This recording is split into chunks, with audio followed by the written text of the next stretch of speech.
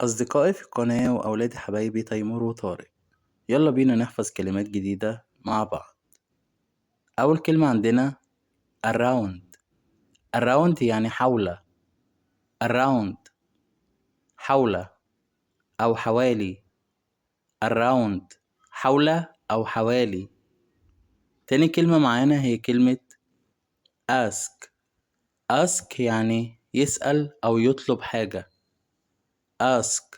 ask يعني يطلب حاجة أو يسأل عن حاجة. ask يسأل أو يطلب.